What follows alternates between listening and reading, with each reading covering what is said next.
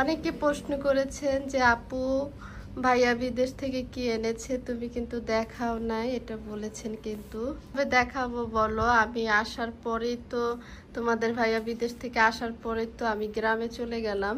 তো প্রথমে তো তোমার ভাইয়া কিন্তু এই যে এই আইফোনটা এনেছিলেন 15 দিয়েই কিন্তু ভিডিও শুট করছি, এই যে দেখো। আর তোমাদের ভাইয়া বিশেষ করে কি কি এনেছে, সবকিছু নষ্ট হয়ে গেছে, কারণ আমি রেখে গেছি, সবকিছু এলোমেলো হয়ে গেছে। এই যে দেখো, নিচের ওটা আমার জায়নামাজই এনেছিল, 4-5টা জায়নামাজ এনেছে। জায়নামাজগুলো কিন্তু সেরকম দেখো অনেক মোটা, যেটা হাঁটুতে ব্যথা না পাওয়া যায়। এই যে দেখিয়ে দিলাম। তো চলো দেখাই। আর এই তো তোমাদের ভাইয়া এই কম্বলটা এনেছে, আর ওই যে নিচে দেখো, এই যে এটা এই কালারটা বলেছিলাম আনার জন্য, এই কালারটা এনেছে। আর একটা আছে মার রুমে, 3টা কম্বল এনেছে। এই আর কি, নামাজের কিন্তু অভাব নাই ঘরে, কারণ সবাই নামাজ পড়ে, কম বেশি সবাই পড়ে, কম আর বেশি কি, আমার ভাই মা সবাই নামাজ পড়ে। এখানে দেখো 3টা, মার রুমে আরো আছে 2টা, 5টা। দেখিয়ে দিলাম, সরাসরি ভয়েস দেওয়ার চেষ্টা করছি তোমাদের সাথে। দেখো সব এলোমেলো করে ফেলেছিল, আরো ছিল, ব্যবহার করছে, সবাইকে দেওয়া হয়েছে। আমি এতটুকু রেখেছি, আর সব কিছু দিয়ে দিয়েছি। দেখো নুনকে দিয়েছি, জালের মেয়েকে দিয়েছি, ভাই বোনদেরকে দিয়েছি। এটা হয়েছে লোশন। আর এই যে দেখো আমার রুম স্প্রেটা পর্যন্ত নিয়ে আসছে। আর এইগুলো হয়েছে শ্যাম্পু। তো আমাকে বছরে একবার যা নিয়ে আসে সেটা আমি সবাইকে ভাগ করে দিয়ে দিই। এই তো দেখিয়ে দিলাম। নিচের টবগুলো কিন্তু অনেক সুন্দর, 3টা গাছ লাগানো হয়েছে, এত সুন্দর লাগে, কর মতো না। দেখো এটা হয়েছে গোলাপ, আর এটা হয়েছে বড়ই গাছ, মিষ্টি বড়ই গাছ, আর এটা হয়েছে যে চামেলি গাছ। আর এই তো আমাদের এখানে কিন্তু গ্রামটা খুবই সুন্দর, তোমাদেরকে একটু ঘুরে ঘুরে দেখাচ্ছিলাম ফাঁকে ফাঁকে, যখনই সময় পাই তোমাদেরকে একটু দেখানোর চেষ্টা করি। তো দেখিয়ে দিলাম। তো চলো রান্নাঘরটা একটু পরিষ্কার করে নিই। আমি যেহেতু অসুস্থ, দাঁড়ায় দাঁড়ায় একটু কাজ করতে পারি। তো তোমাদের কাছে একটা রিকোয়েস্ট থাকবে, তোমরা যারাই আমার ভিডিওটা দেখছো না কেন একটু লাইক দিয়ে দিও, রিকোয়েস্ট করে নিচ্ছি, চেয়ে নিচ্ছি। একটু লাইক দিলে হয় কি আরেকজনের কাছে যায়, আরেকজনে দেখে। আর যদি তোমাদের আমার ভিডিও ভালো লাগে, তাহলে এইভাবে ভিডিও তৈরি করে তোমরাও ভিডিও আপলোড করতে পারবে। কারণ আমি নোংরা পছন্দ করি না, তোমরা জানো। আমার কাছে মনে হচ্ছে যে অনেক অপরিষ্কার চুলা, এই জন্য আমি চুলাটা একটু ধুয়ে নিলাম। দাঁড়াইতে পারছি না, কিন্তু অনেক, একটা সিজারের রুগী কীরকম এটা তো তোমরা জানো। আমি একটা সিজারের রুগী হয়েও কিন্তু তোমাদের সাথে একটু কষ্ট করে, একটু না অনেকটাই কষ্ট করে তারপরে ভিডিও দেওয়ার চেষ্টা করছি।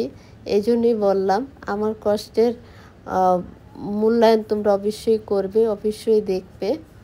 আর বিদেশ থেকে কি কি এনেছে সেটা তো তোমাদেরকে দেখিয়েছি, আরও অনেক কিছু এনেছে, কারণ আমি যেতে ছিলাম না, সব কিছু ভেঙে ফেলেছে, তারপরে গুছগাছ করে রেখে দিয়েছে।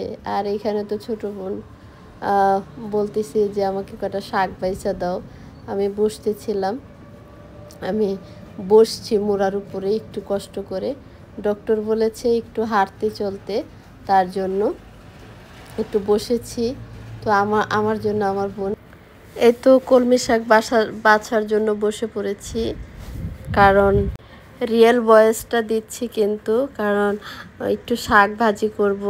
তো বোনকে বললাম যে একটু শাক ভাজি করে আমাকে দিও, তো শাকটা বাইসা দিচ্ছিলাম। আর এই তো আরও অনেক কিছু আছে আপনাদের সাথে দেখানো বাকি।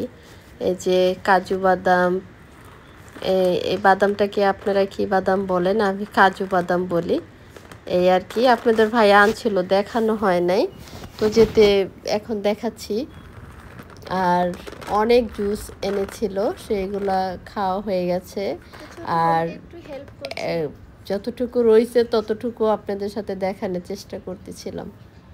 আর এইগুলো কিন্তু আমি গরুর মাংসে, তারপরে রোস্ট এগুলার সাথে ব্লেন্ডার করে আমি দেওয়ার চেষ্টা করি, রেখে দিই বক্সে করে। আর এই তো দেখেন অরেঞ্জ জুস, এটা কিন্তু অনেক মজা। ম্যাঙ্গো জুস কিন্তু খাওয়া হয়ে গেছে, ম্যাঙ্গো জুসটা কিন্তু আরও মজা ছিল। এই যে ভাল লাগছে না তো, একটা আমি কি করলাম, একটা আইসক্রিমের বাটি নিয়েছি, যেটার ভিতরে রেখে দেব, তাহলে ভালো থাকবে। পলিথিনে থাকলে এটা নষ্ট হয়ে যাবে। এই যে এগুলার দামও ভালো, অনেক টাকা দাম নেয়। তো ভাবলাম যে না, যখন বাসায় লাগে তো রেখে দিই, যখন দরকার হবে তখন বের করে হয়তো বা করতে পারবো, দরকারি কাজটা সারতে পারবো। তো আমার বক্সে ভরা কিন্তু হয়ে গেছে। তো চলেন, আজকে ব্লগে কিন্তু আমি ছিলাম, একটু ভালো লাগতেছিল। আর এই তো শাক বাছা হয়ে গেছে, কলমি শাক বাছা, ছোট বোন হেল্প করছিল। আর এই তো বেসিনটা পরিষ্কার করে নিলাম। আপনারা তো জানেন আমার পরিষ্কার অনেক ভালো লাগে, পরিষ্কার না হলে কিন্তু ভালো লাগে না। আমি দাঁড়ায় দাঁড়ায় করতেছিলাম, ভাবতেছিলাম যে ঠিক আছে, একটু ভালো লাগছে যেতে একটু কাজ করি। তোমরা আমার পাশে থাইকো, দেখো আমি কিন্তু সিজন নিয়েও কিন্তু ব্লগ করে তোমাদের সাথে দেওয়ার চেষ্টা করছি। কারণ আমি না অলসতা পছন্দ করি না, বসে থাকতে ভালো লাগে না, আমি কাজ করতে পারলে অনেক ভালো লাগে।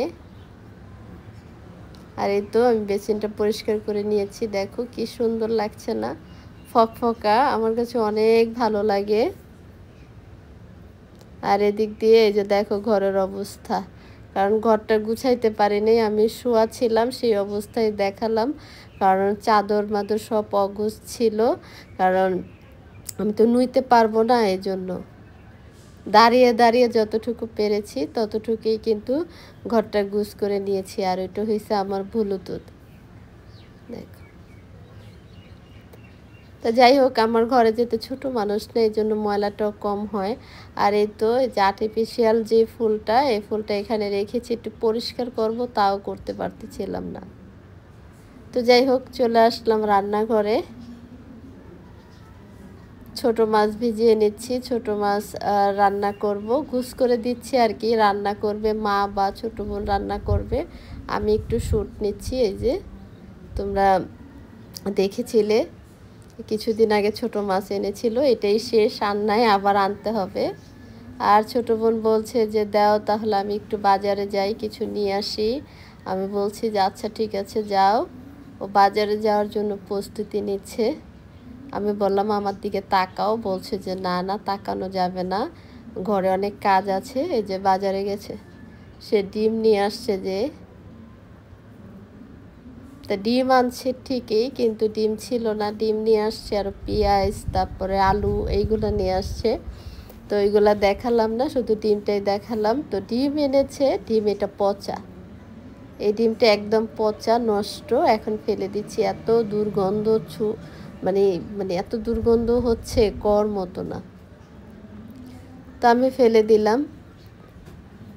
আর একটু শাকগুলা ধুয়ে নিচ্ছিলাম দাঁড়িয়ে দাঁড়িয়ে। শাকটা কিন্তু ধোয়া হয়ে গেছিল, আমি কিন্তু এখন ঝুড়িতে উঠে নিচ্ছিলাম, শুধু আমার জন্য শাকটুকু। ডক্টর বলেছে সব সময় যাতে শাক সবজি খায়, মাছ মাংস এগুলা খাওয়া যাবে না, এগুলা খুব নিষেধ। তো যাই হোক, আমার শাক ধোয়া হয়ে গেছে। ডিমটা ধুয়ে নিচ্ছিলাম, কারণ ডিমের গায়ে অনেক ময়লা ছিল, আর একটা পচা ডিম ছিল, সেটা দুর্গন্ধ লেগেছিল, তার জন্য আমি ডিমগুলা কিন্তু সুন্দর করে ধুয়ে নিলাম।